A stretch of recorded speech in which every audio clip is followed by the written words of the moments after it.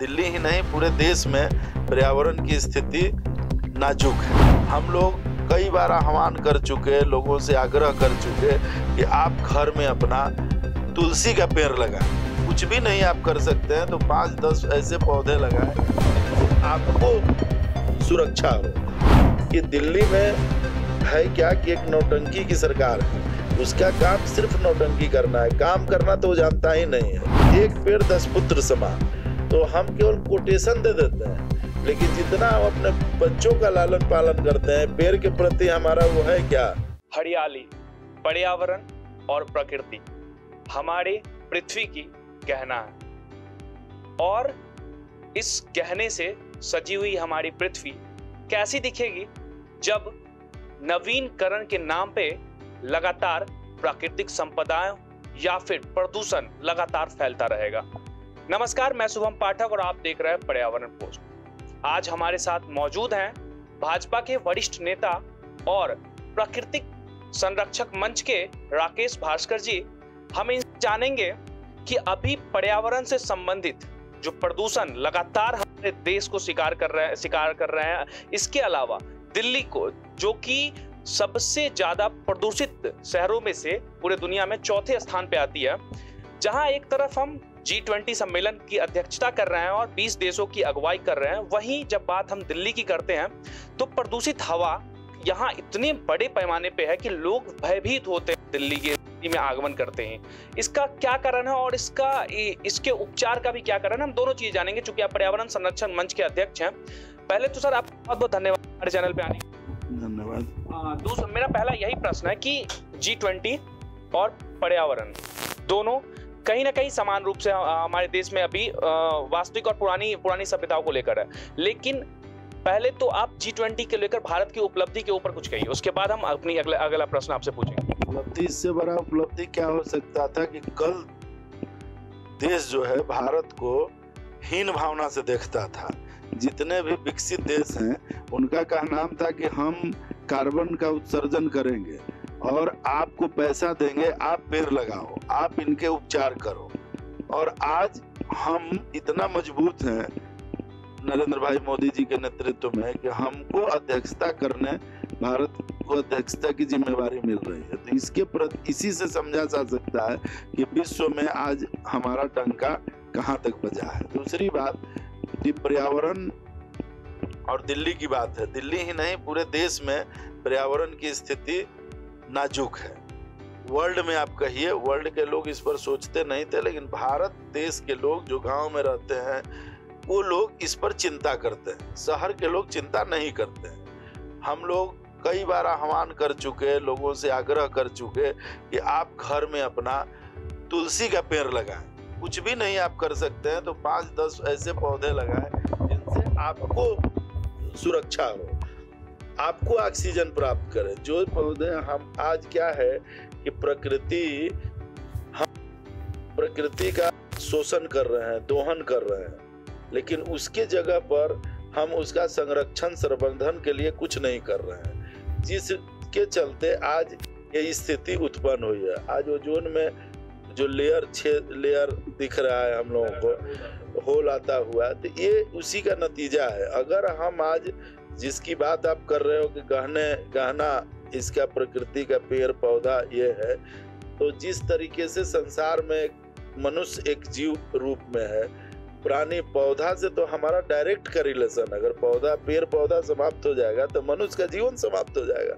हम जो छोड़ते हैं कार्बन डाइऑक्साइड वो पेड़ ग्रहण करता है, अब पेड़ जो छोड़ता है वो हम ग्रहण करते हैं। तो हम एक दूसरे के पर्याची, अगर वो नहीं रहेगा तो मैं नहीं रहूंगा, और अगर हम नहीं भी रहेंगे तो पेड़ रह सकता है, लेकिन वो नहीं रहेगा तो मैं नहीं रह सकता हूँ। इसलिए लोगों को इसके प्रति सचेत होने की जरूरत है। इस सरकार का काम ही नहीं है, ये समाज का काम है।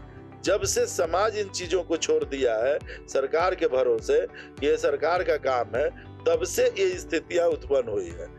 दूसरी चीज है कि दिल्ली में है क्या कि एक नौटंकी की सरकार है, उसका काम सिर्फ नौटंकी करना है, काम करना तो वो जानता ही नहीं है। वो तो अन्ना हजारे जी का बाई प्रोडक्ट के रूप में जन्म लिया। और यहाँ लोगों को भरमाकर दिग्भ्रमित करके और अपनी सरकार चला रहा है। उसको न पर्यावरण की चिंता है, न उसको आम आदमी की चिंता है, किसी चीज की चिंता है। केवल लूट खसोट और योजना बनाने में वो मास्टरमाइंड है, उसको योजना ही बनाना काम रहा। दूसरे लोग आज अगर दिल्ली में जितने भी खाली जगह है वो संकल्प ले, सरकार संकल्प ले, यहाँ के पब्लिक के साथ मिलकर और एक ज्वाइंट आंदोलन चलावे।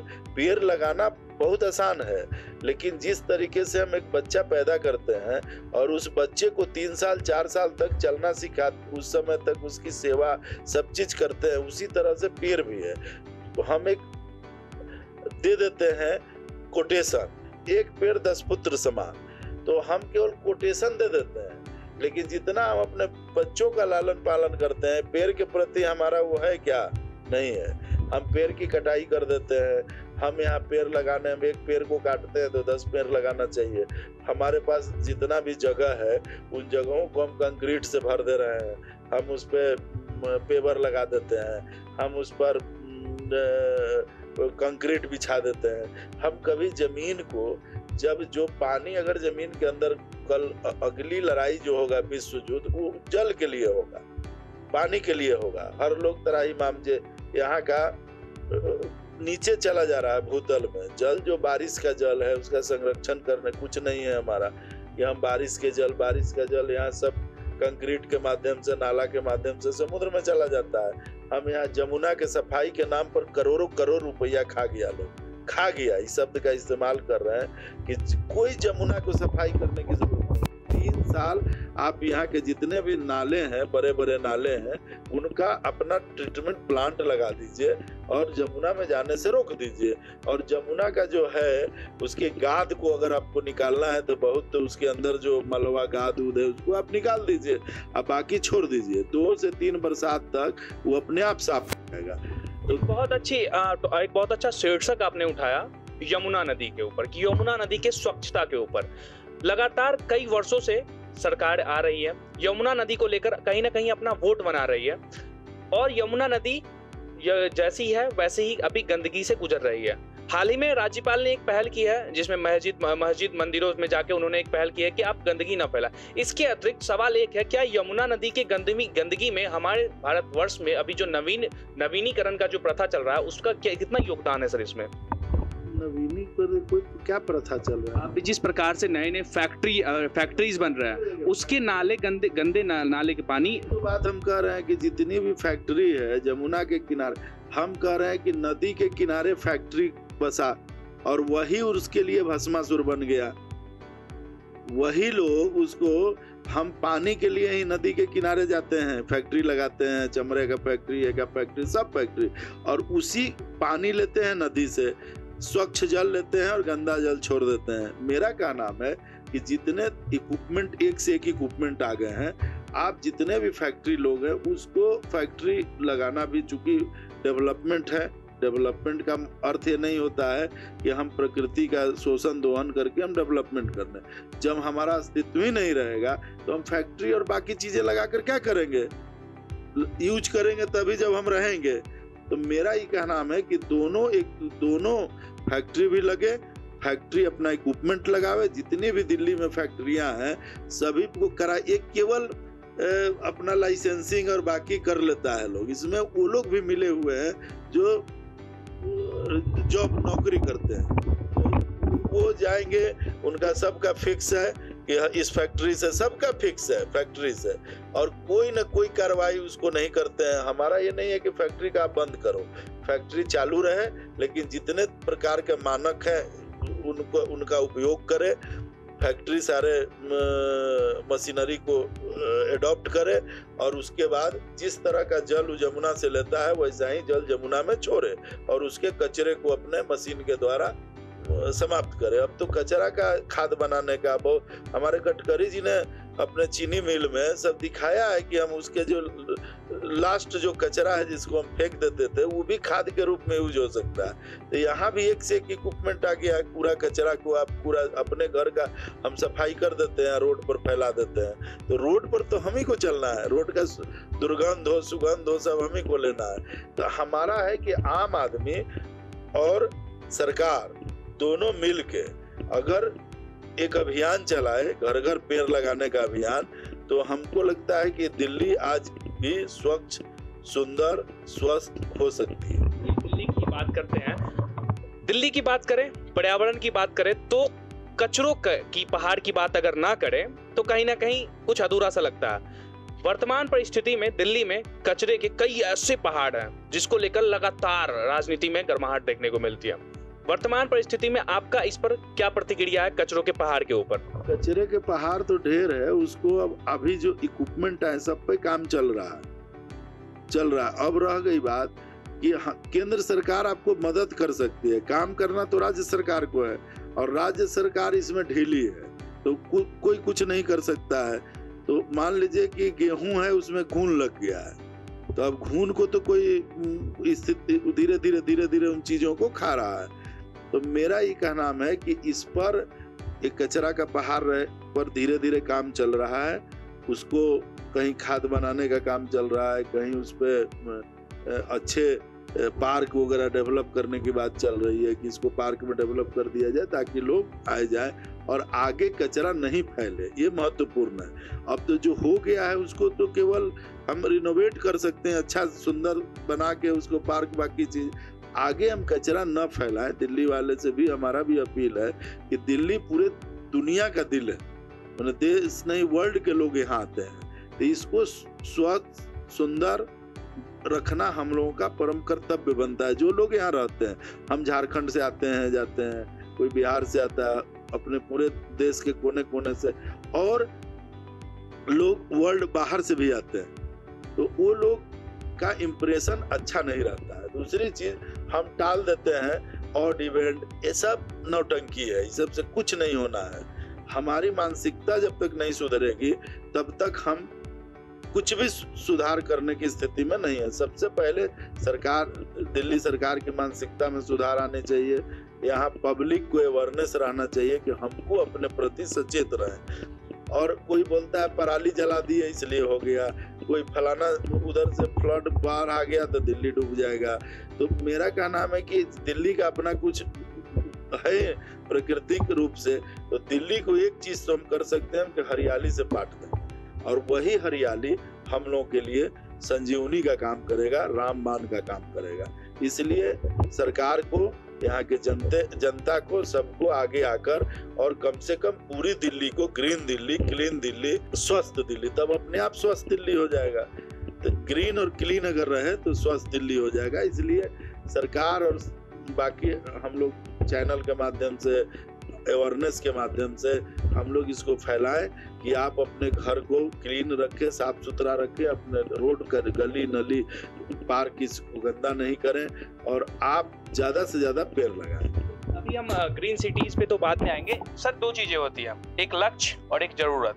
आपको नहीं लगता कि पर्यावरण हमारा लक्ष्य होना चाहिए, और जरूरतें जो अभी लगातार प्राथमिकता बन रही है लोगों को, चाहे वो औद्योगिकरण के माध्यम से हो, इस विषय में आप लोगों को क्या संदेश देना चाहिए कि हमें जरूरत के साथ क्या लक्ष्य नहीं भूलना चाहिए? इस विषय में आपको क्या संदेश देना? हम लोग को जरूरत को हम लोग नहीं भूलते हैं, हम लोग ऐसो आराम का जरूरत करते हैं। हम एक घर में एक गाड़ी बहुत है, हम 5 गाड़ियां रख रहे हैं, 10 गाड़ी रख रहे हैं, चढ़ते हैं।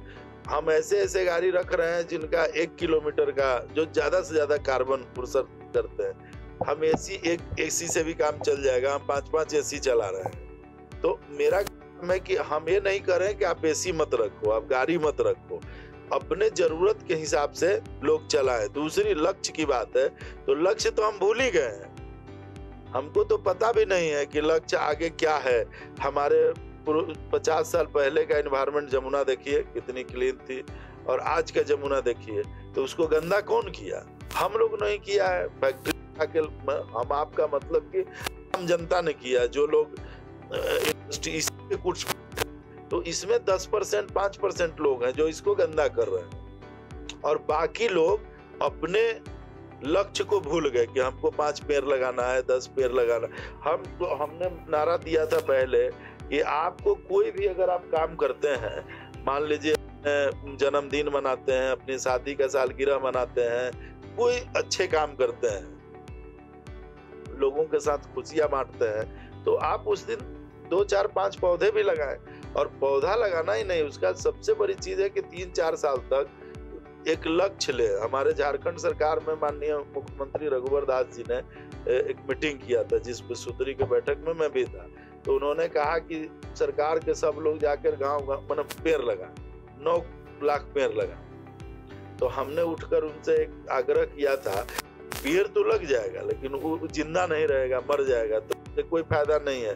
तो इसको एक लोगों के कि हम जिसके जाएं तो वहाँ का मुखिया हो, वहाँ का कोई एक व्यक्ति से जुड़ाव कर दें, ये एक छापका और इसका ये लगा हम लोग जा रहे हैं, इसका फल भी आपको खाना है, आम है, अमरूद है, केला, जो भी लगा रहे हैं तो फलदार वृक्ष लगाएं या इसका आपको यूटिलाइज। अब इसके 4 साल 5 साल जब तक कि इसको जानवर से, बाकी चीजों, प्राकृतिक आपदा से, इसमें पानी समय से हो जाए, कुछ खाद डल जाए, गोबर जो नहीं भी डलेगा तो 5 साल आपको इसको अपने पुत्र की तरह पालना है। तो उस 90% 80% जिंदा, तो ये ज्यादा जरूरी है। तो ये लोग भी दिल्ली में, पूरे देश में हम तो आह्वान करते हैं आपके माध्यम से कि देश में लोग हरियाली एक करें कि हम ज्यादा से ज्यादा करोड़ों पेड़ लगाएं, उससे सैकड़ों समस्या का समाधान हो जाए। सर, एक और बड़ा सवाल है कि बाकी देशों की तुलना में अगर हम बात करते हैं कि तो हमारा भारतवर्ष शुरू से ही संस्कृति और ग्रामीण परिवेश से रहा है, जहां लगातार खेती बाड़ी, हरियाली देखी जाती है। ऐसी वर्तमान परिस्थिति में देखा जाए तो बाकी के जो देश हैं वो लगातार उन्नति कर रहे हैं, अपनी प्राकृतिक संपदा को भी बचाए रखते हैं और नवीनीकरण को भी एकत्रित करते हैं, लेकिन हमारा भारतवर्ष अभी कहीं ना कहीं इन सब जगहों में पीछे हो जाए। चूंकि सरकार इसके लिए नए कदम उठा रही है, चाहे वो गुजरात को ग्रीन सिटी हो, कई सारे ऐसे ग्रीन सिटी हो, ई रिक्शाज हो, व्हीकल के मामले में हो, इसका क्या कारण है? ऐसा है कि 2014 के भारत, पहले का भारत और 2014 के बाद का भारत अंतर होता है। एक व्यक्ति, हर युग में अलग अलग लोग रहते हैं। राम का झुकाव प्रकृति के तरफ था और रावण का झुकाव स्वर्ण के तरफ था, तो दोनों का हश्र आपने देखा। तो अगर राम प्रवृत्ति के जो लोग होंगे, कहने का मत, वो प्रकृति से, बाकी चीजों से प्रेम करेंगे, उनको सौंदर्य, बाकी चीजें ये सब नहीं है राव। तो आज जो भारत है, जिसमें कि पहले तो हम लोग प्रकृति के बारे में हमारी सरकार सोचती ही नहीं थी।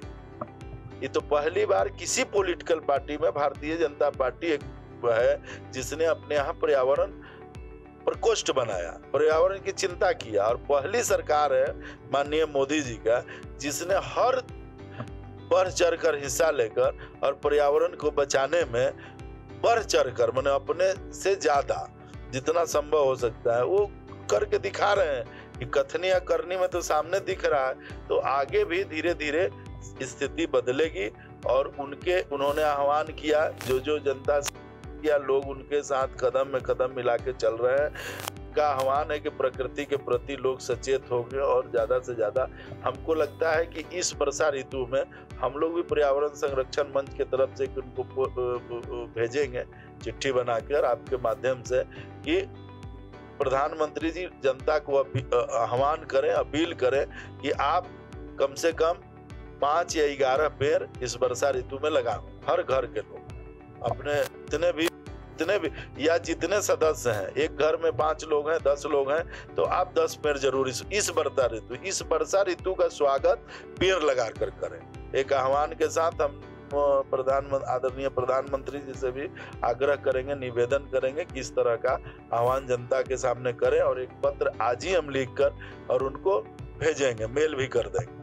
ये तो एक सामूहिक विचार है, लेकिन एक आखिरी मैं आपसे बस एक संदेश देने के लिए कहूंगा कि पर्यावरण को सुरक्षित करने के लिए हमारे देश की जनता को, हमारे दिल्ली की जनता को आप एक आखिरी व्यक्तिगत तौर पे क्या संदेश देना चाहेंगे? वो तो बताएं हम कि हम जनता को संदेश नहीं, हम उनसे आग्रह कर रहे हैं कि आप ज्यादा से ज्यादा पेड़ लगाइए। आप खुद उसको, जो जैसे नीम का पेड़, अलग अलग पेड़ है, जिस तरीके से जिसको जो सुविधा हो कि यहाँ के कीड़ा मकोड़ा भी समाप्त होंगे, आपके जीवन शैली सुधार होगा, आपको भरपूर ऑक्सीजन। आप अब चले जाए, हम अभी हरिद्वार से लौट रहे थे तो जिम कारपेट में एक दिन हमने रुका, वहाँ का ऑक्सीजन लेवल 100% है, 100, और हमारे दिल्ली का आप नापेंगे तो 40% 50% नहीं होगा। तो आप क्यों? इसलिए कि हमारे मनुष्य वहां नहीं पहुंचा ज्यादा मात्रा में, प्रकृति का इसका दुश्मन हम ही लोग हैं, दूसरा कोई नहीं है। स्वयं हमको पता भी नहीं है, बहुत लोगों को पता भी नहीं कि इन्वायरमेंट क्या, व्हाट मीनिंग ऑफ इन्वायरमेंट, हमको भी नहीं पता था। जब से हमको 2000 से पता चला तब से इसके अभियान में लगे हुए हैं और हम चाहते हैं कि साल में 1-8 लाख पेड़ हमारे माध्यम से लग जाए। हम अपने माध्यम से अपने द्वारा आह्वान करके किसी तरह से 1-8 लाख पेड़ लगे, यही उद्देश्य है हम लोगों का। और हम जनता से भी यही आग्रह निवेदन करेंगे, ज्यादा से ज्यादा पेड़ लगाएं और इस तरीके के प्रचार प्रसार, बैनर आपके माध्यम से भी, पोस्टर, बाकी चीजें के प्रचार के माध्यम से एक अभियान के रूप में इसको लिया जाए। धन्यवाद सर हमारे साथ जुड़ने के लिए और जनता को एक बहुत ही खूबसूरत संदेश देने के लिए।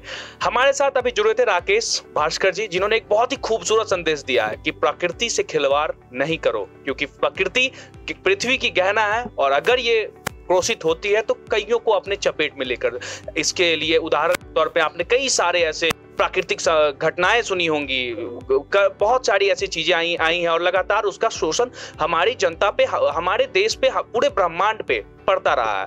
प्रकृति से खिलवाड़ अच्छी बात नहीं है, संदेश दिए इन्होंने। भारत सरकार से भी इन्होंने एक आवेदन करने का इन्होंने एक पहल की है कि हम भारत सरकार को भी इस प्रकार की चीजें कहेंगे। पर्यावरण बहुत ही खूबसूरत है और पर्यावरण से खिलवाड़ संभव नहीं है। सब्सक्राइब करें पर्यावरण पोस्ट।